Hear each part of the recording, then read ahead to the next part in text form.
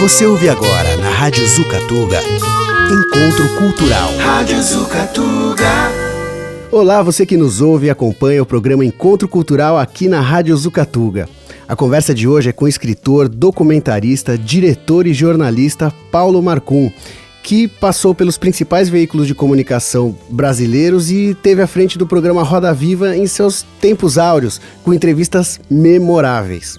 Com seus documentários, biografias ou mesmo entrevistando, nos oferece retratos fidedignos de momentos, pessoas, lugares e fatos marcantes da nossa história, sempre pautando seu trabalho pela liberdade e independência.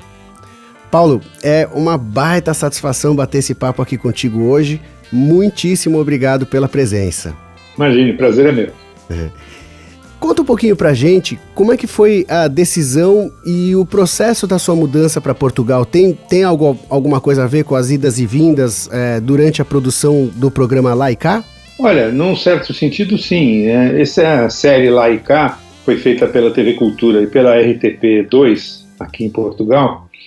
Ela surgiu em 99, por aí, quando um jornalista muito conhecido na época aqui em Portugal, Carlos Fino, que foi correspondente em Moscou e Washington e cobriu a guerra do Iraque, teve no Roda Viva.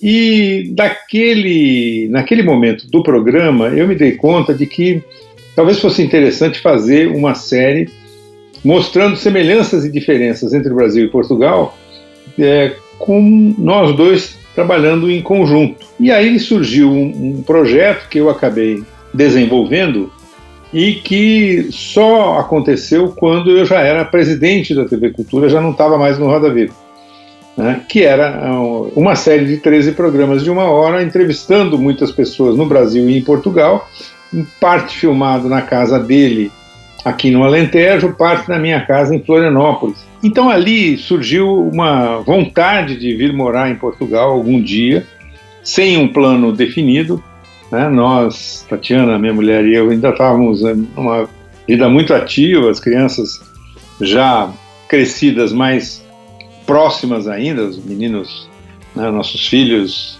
mas já adultos, mas não havia essa oportunidade.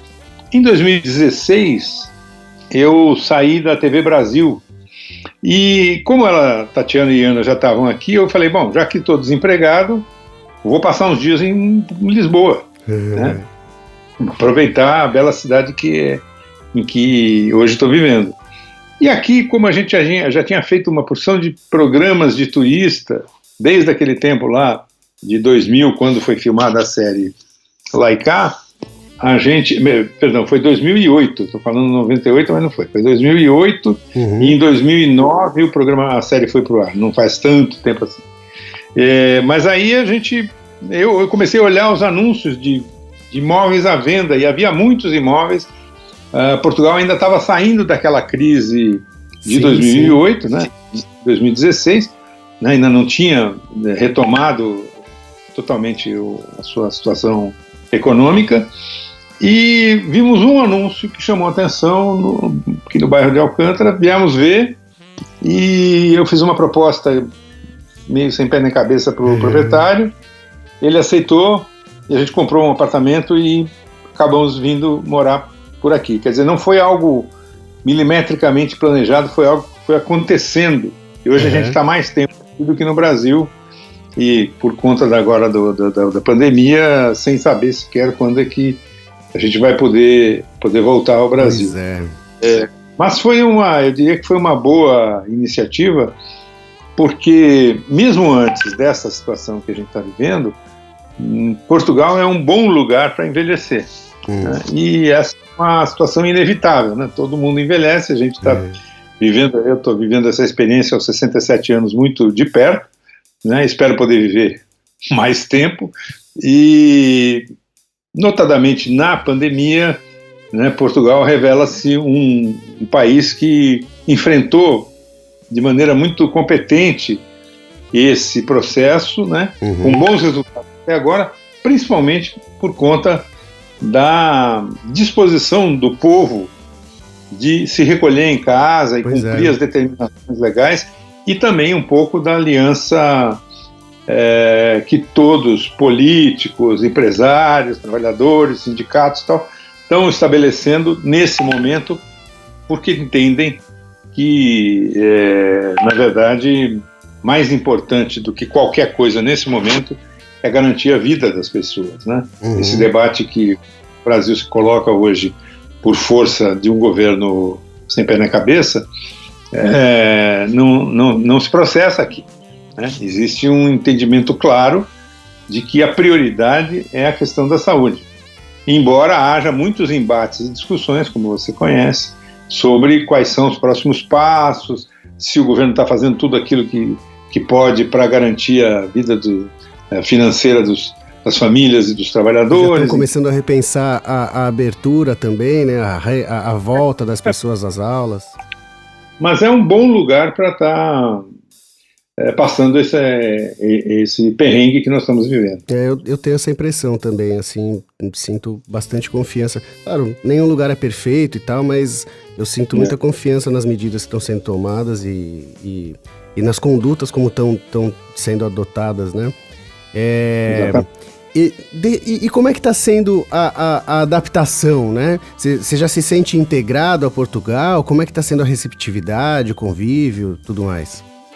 Olha, então, eu na verdade já estava e agora mais ainda numa linha de muito trabalho dentro de casa, o que faz com que o meu contato com as outras pessoas aqui em Portugal seja muito restrito ao circuito farmácia, supermercado, café de bairro e os amigos da Tatiana, minha mulher, que é cantora e compositora e que tem sempre, por conta disso, uma agenda mais movimentada. Então, os contatos são mais pelo lado dela. Esse ano, eu imaginava, digamos, estar mais próximo da vida portuguesa, do jornalismo, da comunicação, mas esse drama aí da pandemia dificulta isso muito, né?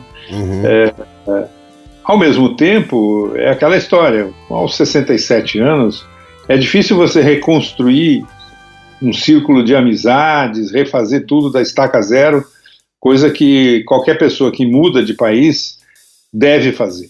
Uhum. Né? Então, eu diria que eu caminho meio devagar nisso, muito ainda com os vínculos do Brasil, mas muito disposto e interessado em estar mais presente aqui. Eu sei que a comunidade brasileira que está aqui, que é muito grande, tem isso, né? Ela vive essa necessidade de se integrar no novo país, mas ao mesmo tempo não perde os vínculos com o Brasil. Uhum. Por razões óbvias. Primeiro porque, enfim, nascemos lá, e segundo porque temos muitos brasileiros aqui. Então, tem alguns amigos brasileiros que estão aqui, que às vezes encontro, e muitos que vêm para cá, ou vinham para cá antes da pandemia, e que eram sempre uma programação a gente receber aqui em casa, bater um papo, tomar um bom copo de vinho, enfim, para sentir. E mesmo assim, não tendo tanto contato, ou até pelo contato dos amigos da tua esposa também, como é que você vê a integração dos brasileiros em Portugal, assim? E como é que você percebe a relação entre nós aqui, né? Você acha que os brasileiros são unidos ou são cada um por si? Como é que você percebe isso? Veja, eu acho que tem um pouco de tudo, né? Quer dizer, eu acompanho um pouco a movimentação da comunidade por conta de páginas na internet, no Facebook, que reúnem as pessoas que vieram ou estão vindo para cá por conta do chamado visto D7, que é o de aposentado ou de rendimentos. Né? Tem 8 mil num grupo, 5 mil no outro, e essas pessoas têm preocupações e interesses comuns muito vinculados à obtenção do visto de residência, ou ao uso do Serviço Nacional de Saúde, enfim, ou de trabalho, ou de aluguel, e assim por diante. Eu acho que a comunidade brasileira, que é imensa, né, sabemos que é a maior de todos os imigrantes, ela não é muito unida nesse sentido de vejo, por exemplo, os cabo-verdianos que estão aqui, que são mais ligados, né? E se explica isso porque, na verdade, em, sei lá, 250 mil pessoas, que é mais ou menos o que se estima que haja de brasileiros por aqui, em primeiro lugar, tem gente de tudo quanto é tipo, de tudo quanto é renda e em condição. Tem muito jovem que vem uma enorme heterogeneidade, né? Vem em busca de emprego, né, no setor de serviços ou no setor mesmo de construção civil, etc. Tem muitos estudantes em graduação, em pós-graduação, e tem muitos aposentados, né, aposentados que já fizeram o seu ciclo de vida e que vieram para cá em busca de um lugar com maior qualidade de vida.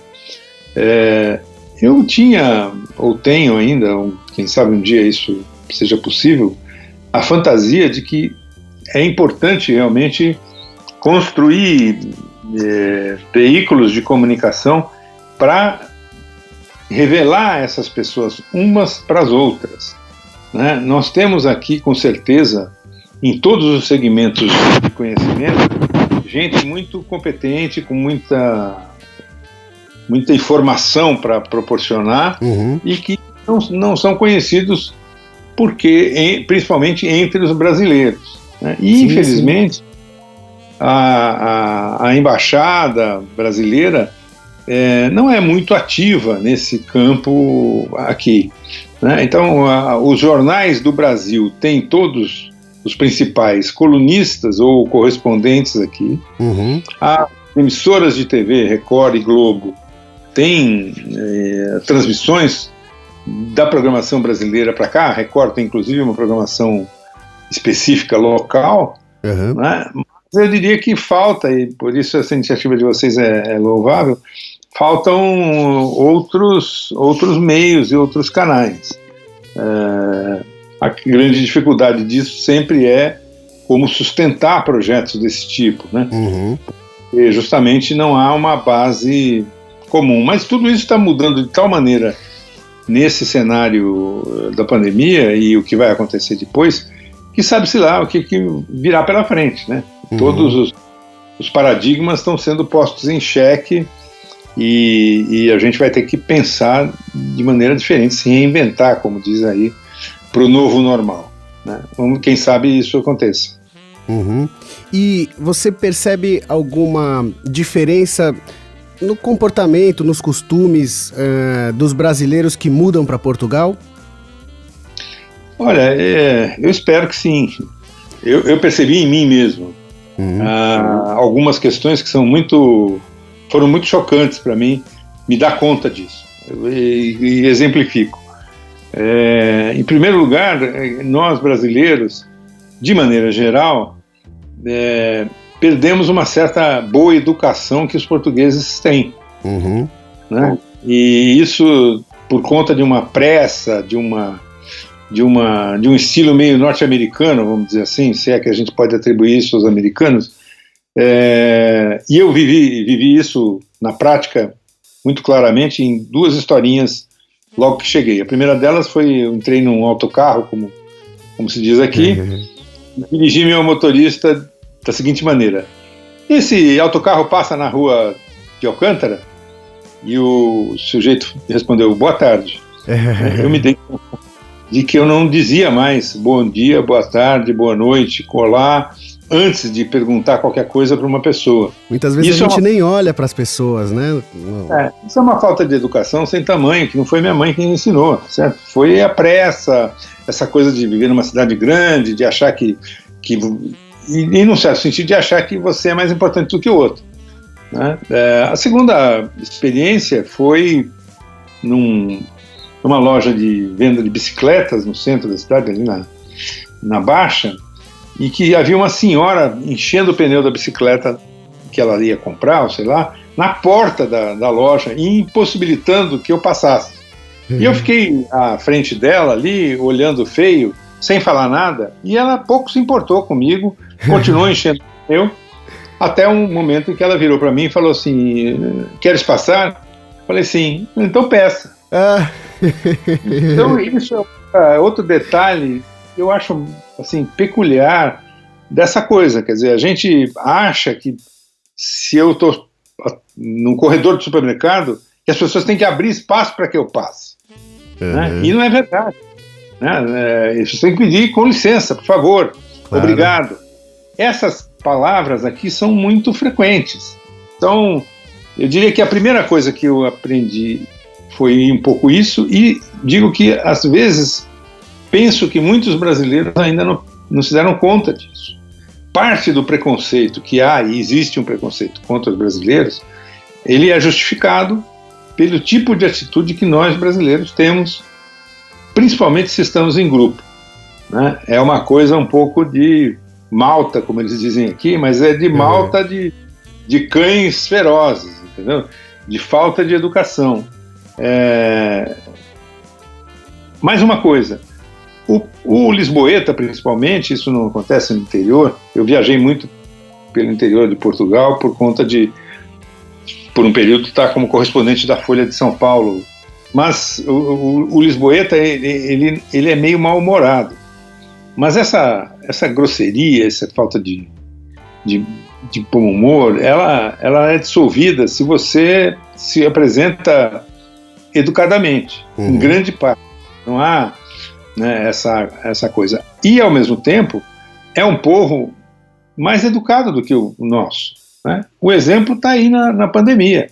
Né? Não foi o governo quem determinou e impôs às pessoas a quarentena.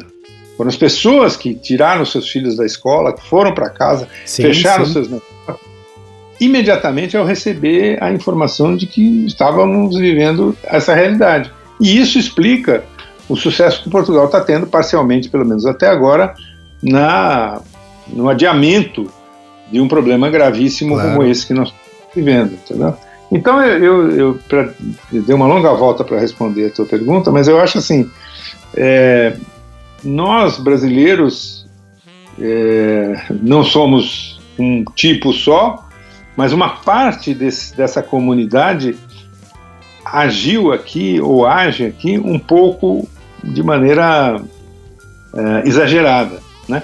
Quanto pior tanto mais sejam essas pessoas com recursos. Né? Então, isso complica a coisa. E, ao mesmo tempo, os portugueses nos veem como ameaças ao seu mercado de trabalho, que é muito pequeno. Né? Então, se tem um profissional qualificado aqui, por ser brasileiro, ele não vai ser privilegiado. Ao contrário. Provavelmente ele vai ter que correr atrás mais fortemente do que os próprios portugueses para garantir o seu mercado. É algo que um pouco na juventude está mudando, mas ainda vale, penso, na comunidade como um todo. E qual a imagem que você acha que os portugueses fazem de nós? Então, há muito preconceito. Né? As mulheres são mal vistas, né? Querem roubar os homens portugueses, os homens são meio malandros. Né? A gente sentiu isso um pouco logo que chegou, aqui no prédio, inclusive, onde moramos. Mas o que acontece? A partir de uma ação, digamos assim, de contestar isso com elegância, eu penso que é possível enfrentar isso. Então, de todo modo, o preconceito contra os imigrantes em Portugal é muito menor do que de outros países da Europa. Né? Então, é um país que reconhece a necessidade de trazer gente nova, força de trabalho, né? Enfim, de enfrentar o fato de ser o 5º país mais velho do mundo, né? Que está diminuindo a população em vez de aumentar. O governo tem feito iniciativas muito louváveis para digamos assim, para inserir os imigrantes. Exemplo, a extensão do Serviço Nacional de Saúde a todas as pessoas que estão em Portugal hoje, mesmo aqueles que estavam ilegais. Né? Isso vai acontecer e é muito positivo que tenha acontecido. Eu acho que a imagem que a gente passa é um pouco... não corresponde muito à realidade. Né? Não é verdade que a grande maioria dos brasileiros seja de malandros, prostitutas e rufiões, tá certo? Não é, isso é mentira. Né? As pessoas vêm para cá para trabalhar, para estudar, claro, para criar família, né? E não para tirar o emprego dos portugueses. Mas eu acho que isso é uma coisa que nós, brasileiros, temos que fazer e, ao mesmo tempo, procurar sempre deixar claro que a maioria não concorda com esse comportamento de pequenos grupos que às vezes são um pouco predatórios, né? Um pouco fora do normal. Né? Hoje em dia, com essa realidade completamente desnorteada que nós estamos vivendo, do país que não tem balada, não tem rua, não tem, né, bairro alto, não tem nada disso, não tem turismo, não tem botequim, não tem tasca, não tem nada, isso a gente nem vê. Antes disso acontecer, havia esse preconceito muito presente. Bom, vou terminar com uma pergunta que eu costumo fazer. Quais as contribuições que os brasileiros em Portugal têm a oferecer para o país? Eu espero que a gente seja capaz de inovar em várias áreas, de compreender que a gente tem que jogar o jogo conforme as regras deles e não querer impor as nossas, né? E ao mesmo tempo de superarmos esse preconceito que nos prejudica como comunidade, né? Que é amarrado num preconceito racial também, do negro, né?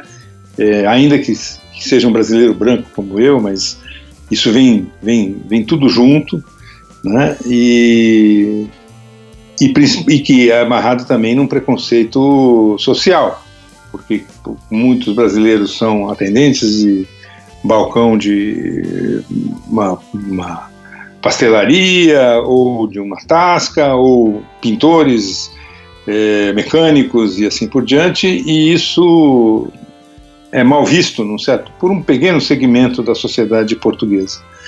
Eu acho que, de modo geral, nós não devemos... Nós temos no Brasil, num certo sentido, um preconceito parecido com os portugueses que lá vivem, por conta do dono da padaria, entendeu?